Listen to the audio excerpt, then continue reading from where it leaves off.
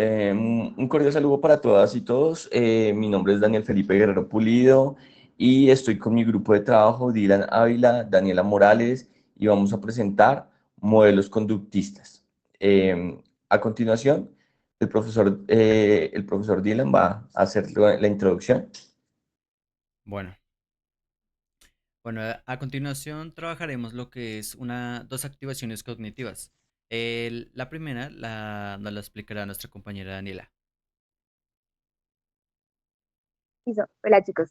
Bueno, voy a hacer una pregunta rápida. Algún voluntario me va a responder. Bueno, no sé cuál de los dos. Yo. Dani estaría. Bueno, Daniel, Daniel. Listo. Vale. Imaginen que el semáforo se pone en verde y justo cuando van a avanzar, el carro de atrás les pita fuertemente. ¿Qué hace su cuerpo? Yo me asusto y muy probablemente, no sé, pite también. Ok. Ok, Bueno, pues sí, lo que nos dice el conductivismo es que efectivamente sienten una punzada de ansiedad o un sobresalto. El pie se le pega al freno, aunque ya tuvieran intención de arrancar, entonces en vez de arrancar lo que hacen es frenar el carro y eso tensiona fuertemente.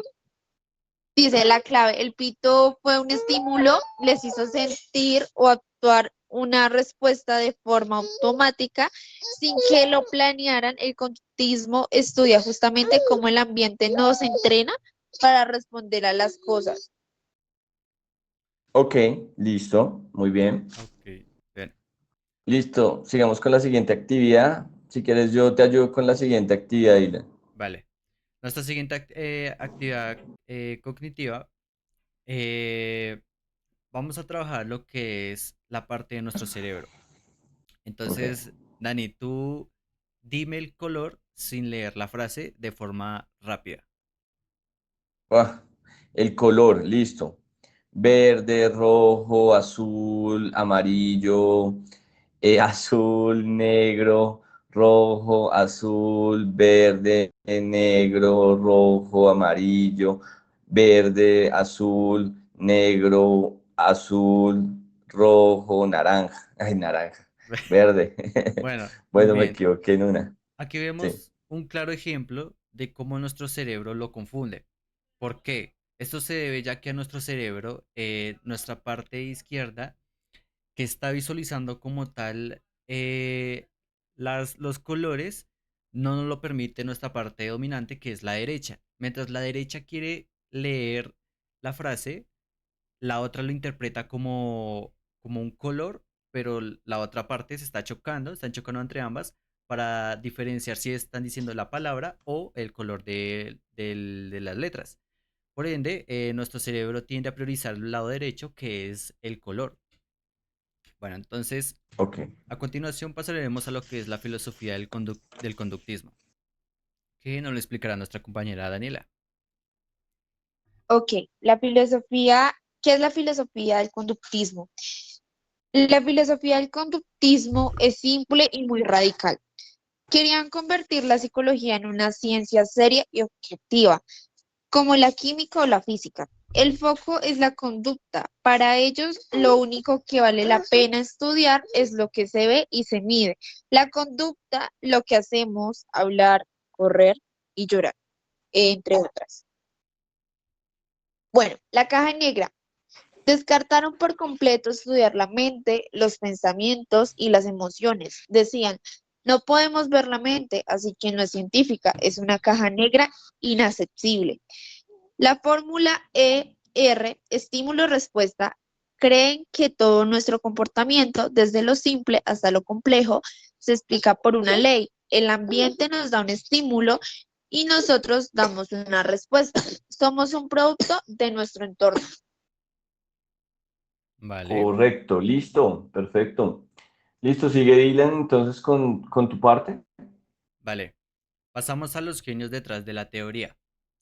Aquí encontramos el condicionamiento clásico. En el condicionamiento clásico encontramos a Iván Pavlov, el cual originariamente él es de Rusia, inició más o menos en 1900. Su aporte fue el descubrimiento bueno, él descubrió que podíamos aprender por asociación.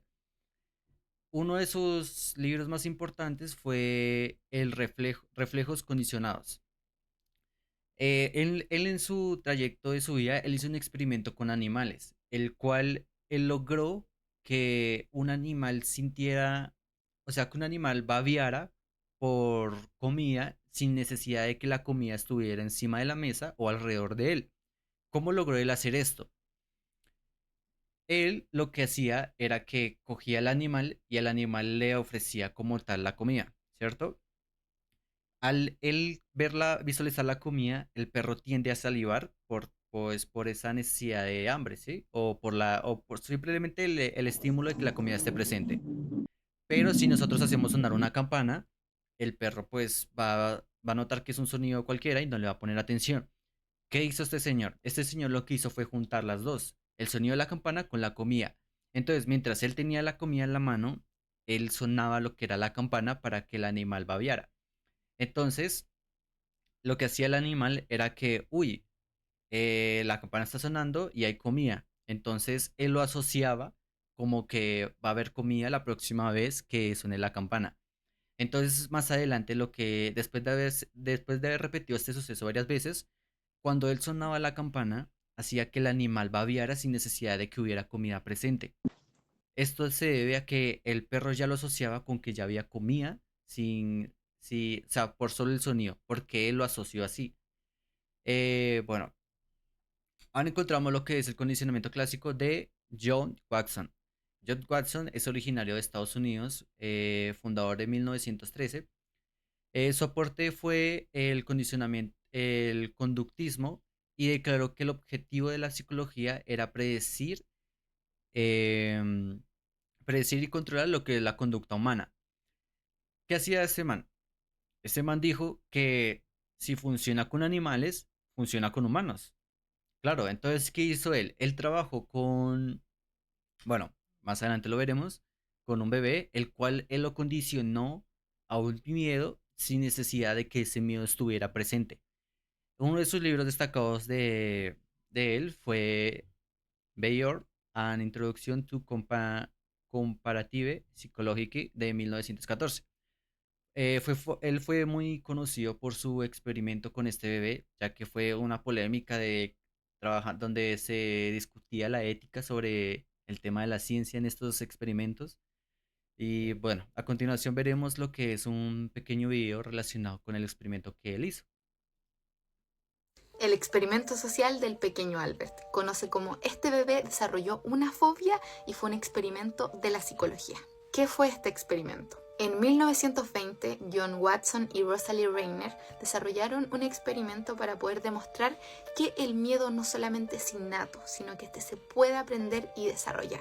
Para desarrollar este experimento, trabajaron con un bebé de 9 meses, Albert, el cual no tenía fobias ni a los ratones ni a los conejos. ¿Y qué hicieron exactamente?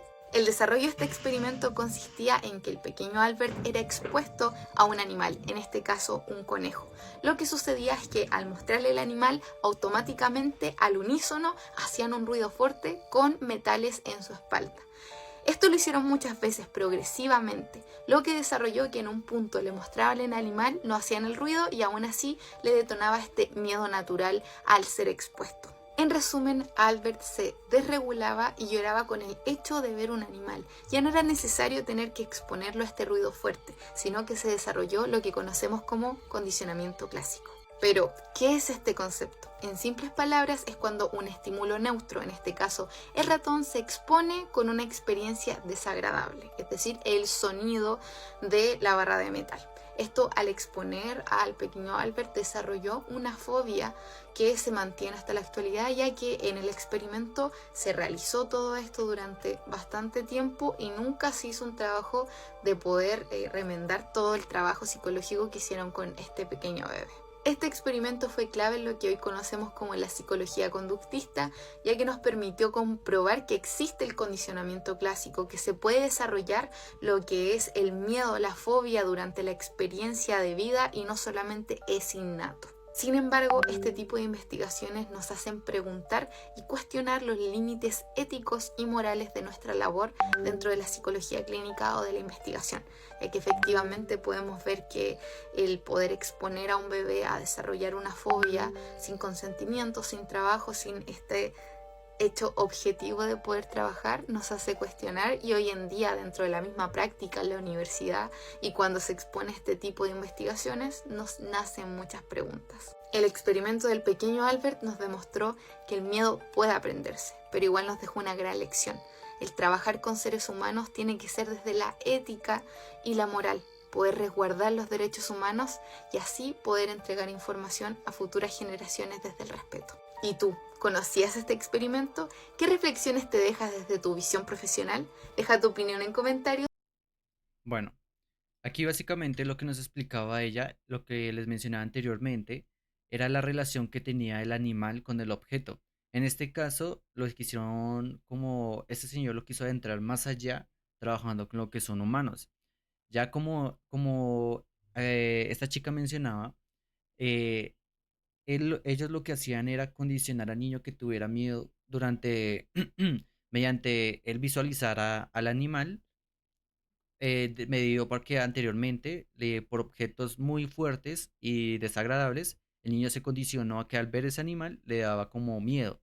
¿Por qué? Debido a la anterior secuencia que siguieron, que era los ruidos fuertes, que los relacionaban entre ambos, tal y como hacía con el animal, que lo condicionaron con la campana sin necesidad de que estuviera la comida.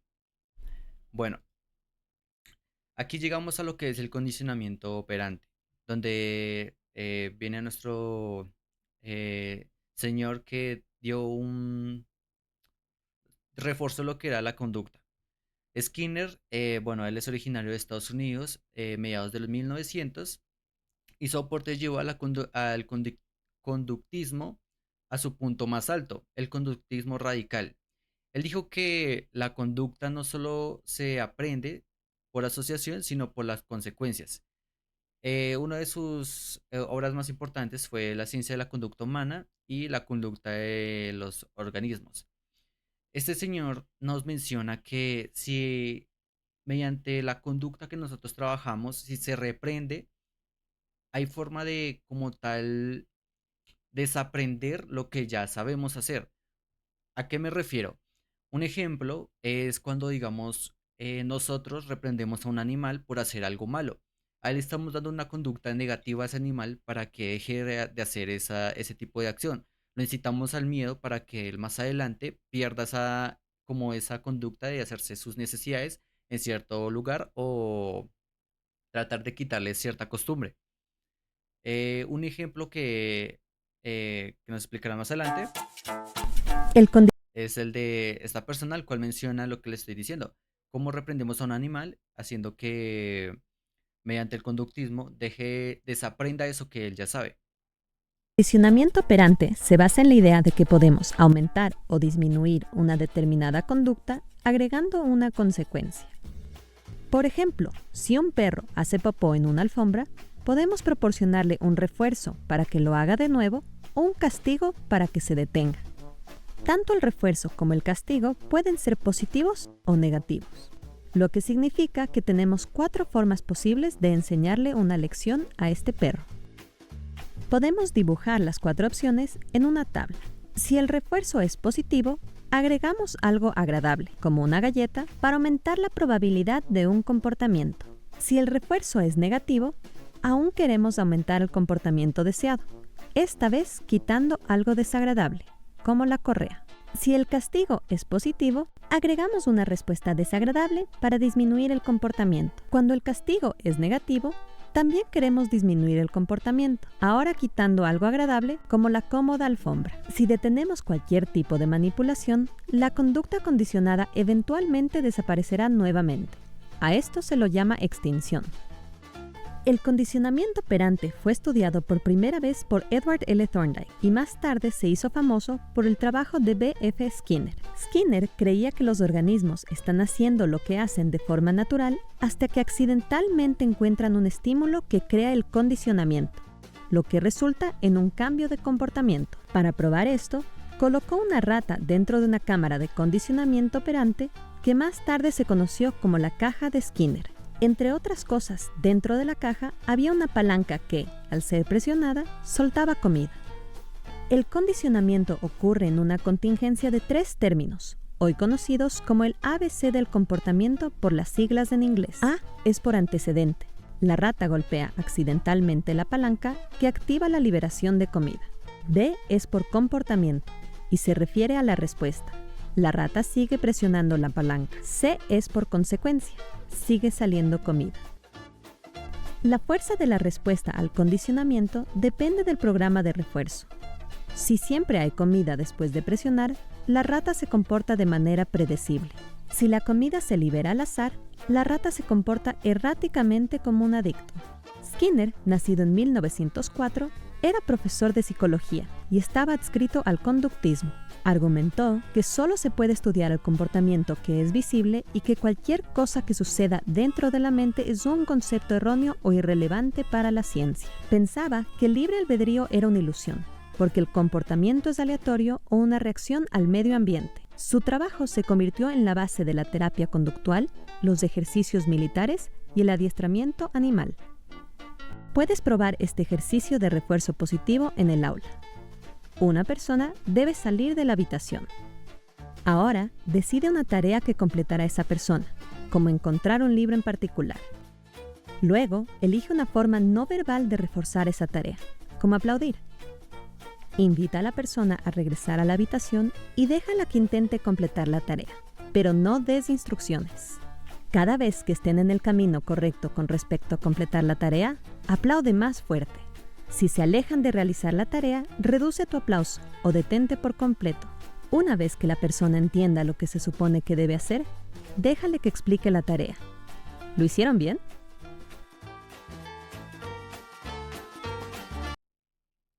Y bueno, ahora les leeré un pequeño cuento a mis compañeros y ellos me dirán qué tipo de conductismo es el que trabaja ciertas personas. Bueno, el perrito de la escuela.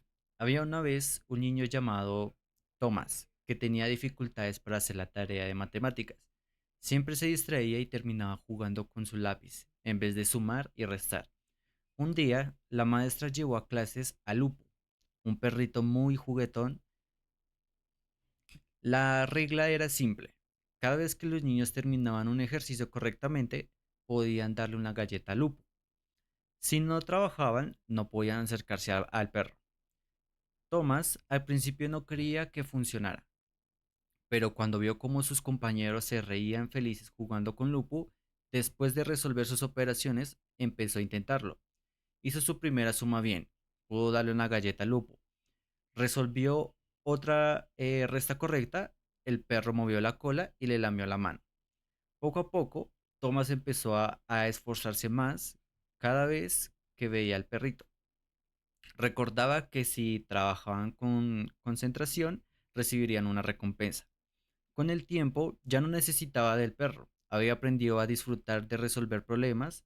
Eh, la maestra sonrió y pensó, así funciona el aprendizaje, con estímulos, respuestas y refuerzos. Entonces, compañeros, ¿de quién creen que es este condicionamiento? ¿De Pablo, Watson o Skinner? ¿Quién quiere responder? ¿Dani o Ok, Daniela? Creo que sí. pues dime, Dani, primero. No estoy segura, creo que es Pau, ¿qué se llama? Pablo. s- mm, ¿Segura? Es que me confundí, o sea, sí puse como atención al ejemplo que decían del perrito, de la comida, Bueno, muy bien. pero me confundí. Se centra esto, bueno, te voy a explicar. Pablo se centra en el condicionamiento clásico. Watson es como retoma esa idea. Y Skinner propone el condicionamiento operante. ¿Cuál de los tres crees? Pues yo El... me iría, listo, Dani. Habla, Dani, tranqui. Pues yo pensaría, digamos que con los que estás hablando de Iván Pavlov, pensaría que tiene relación, ya que habíamos hablado de un ejemplo de la campana, de los perritos, y pues acá se ve que en este experimento hay como también una recompensa, pero pues la recompensa es de los niños en darle una galleta al perro, entonces hay como un estímulo, entonces cada vez que ellos resuelvan un problema, entonces ahí está como esa recompensa. Y con referente a Watson, pues lo que pasa es que el ejemplo del pequeño Albert me queda claro más bien como un tema de estímulos que se le dan externos a él como para generar un comportamiento y la observación de un comportamiento. Entonces, aquí lo que yo podría pensar en este experimento con referente a Watson es que los niños que están en el entorno de la clase, al ver que tienen esa recompensa en los otros, pues también se estimulan a tratar de hacer las cosas bien. Entonces pensaría que tiene de ambos un poco, ¿sí? De quién? De Watson y de Pavlov. Bueno, les voy a dar la respuesta. Como tal, les voy a explicar. Pablo se centra en el condicionamiento clásico, donde se asocian como estímulos, lo que tú mencionabas. Ejemplo, lo del sonido y de la campana. Watson, como les decía, él retoma como tal esa idea la aplica, pero de forma humana, enfocándose en lo que es la observación de la conducta. En cambio, Skinner, él propone el condicionamiento operante, donde el aprendizaje ocurre por las consecuencias de las acciones, es decir, por refuerzos o castigos. O sea, la respuesta correcta es Skinner.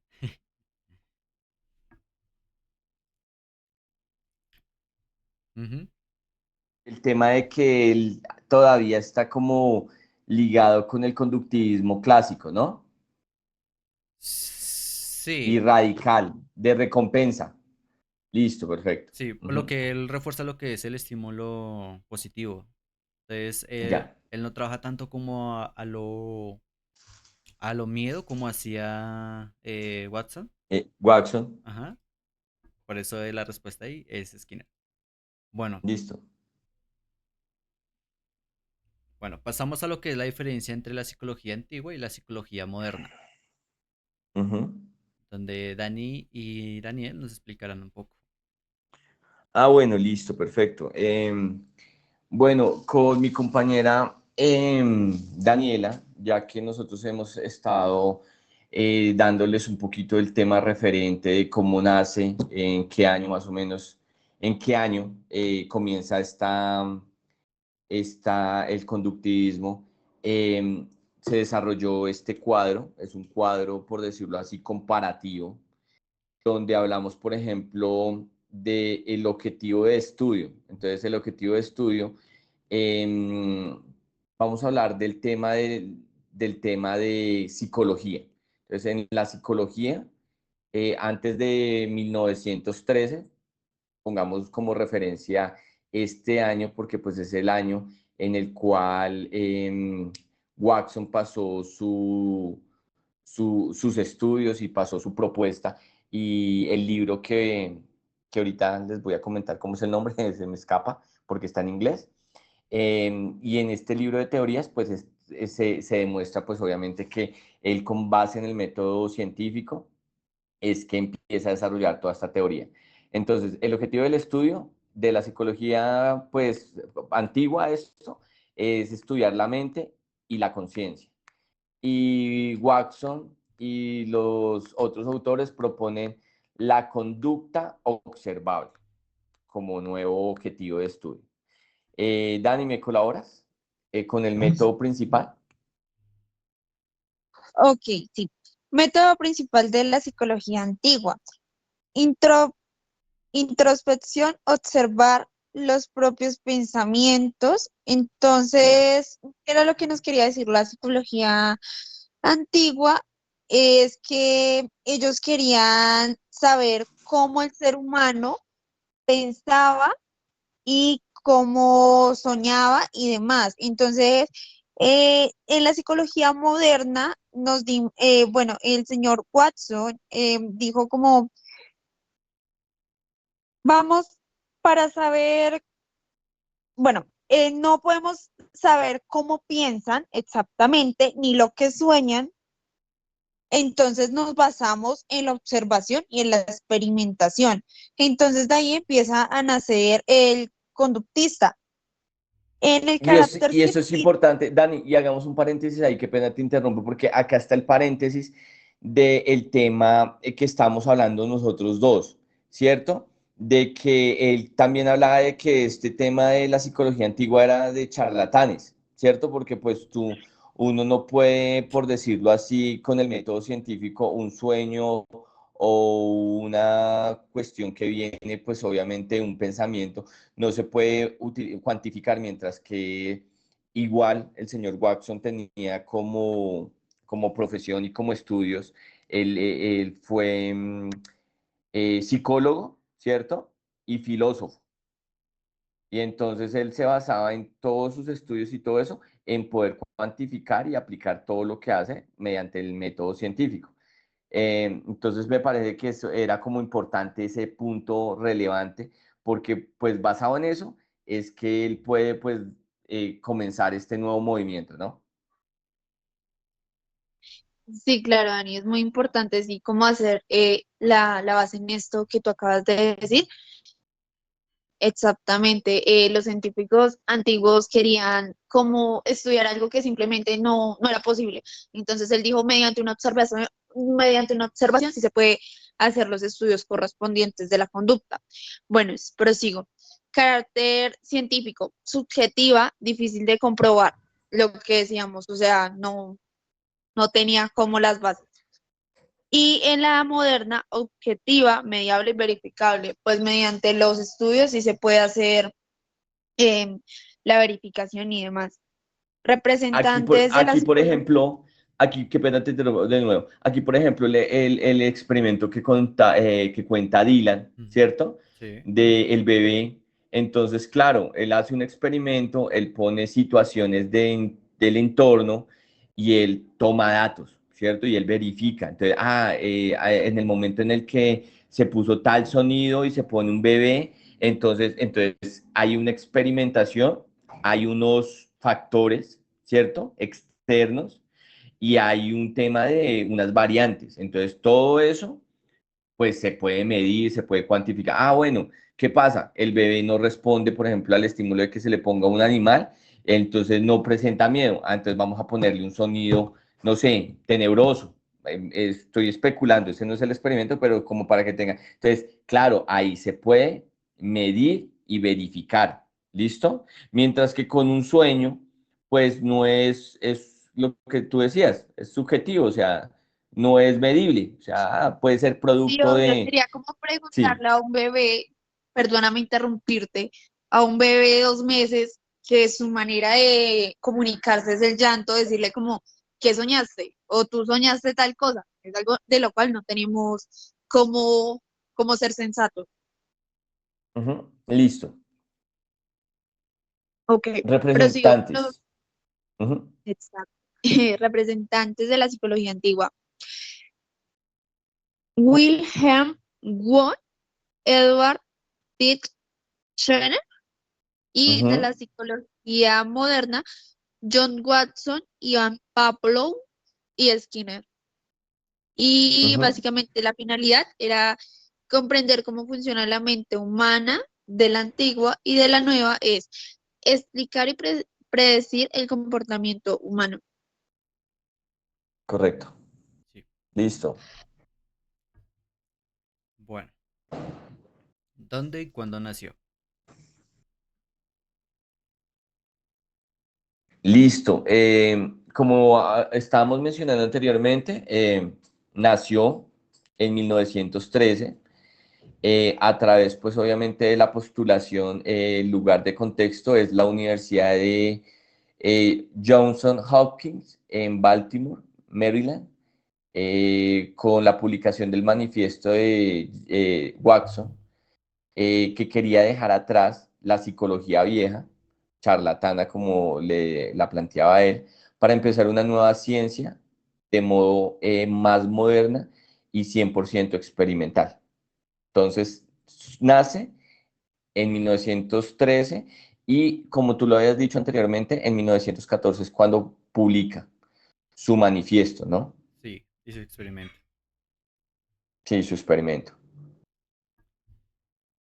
Bueno, aquí teníamos pensado, bueno, mis compañeros y yo teníamos pensado realizar un pequeño juego, pero como no podemos realizarlo, vamos a trabajar un poco sobre lo de cómo funciona ese tipo de condición en la actualidad. Un ejemplo, en la actualidad podemos, primero visualicemos el video.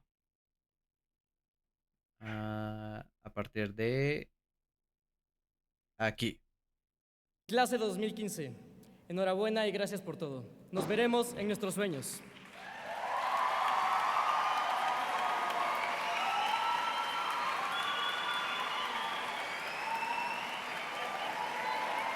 Bueno, ¿qué logramos observar de este pequeño fragmento del video? Logramos observar que hubo un condicionamiento. Aunque no lo creamos, ahí hay un condicionamiento. ¿Cuál es el condicionamiento? Que las personas aplaudieron cuando cuando el estudiante finalizó su discurso. ¿Por qué aplaudieron? Esto se debe a que con anterioridad la gente eh, hacía un pequeño ruido con sus manos y lo asociaban como algo de felicidad cuando se manifestaba en multitud, mediante una exposición o un discurso. Esto lo que pasó fue que cuando nosotros observamos que varias personas están realizando ese pequeño ruido con nuestras manos, nosotros tendemos a copiarlos, como a intentar replicar lo que están haciendo, de forma de que a nosotros no nos estén como diciendo algo, y eso nos genera un estímulo de felicidad, o de pronto otros lo ponen como un estímulo de, uff, por fin terminó, y aplaudimos y de forma expresiva, haciendo que la otra persona también sienta un estímulo de felicidad y de admiración debido a los aplausos.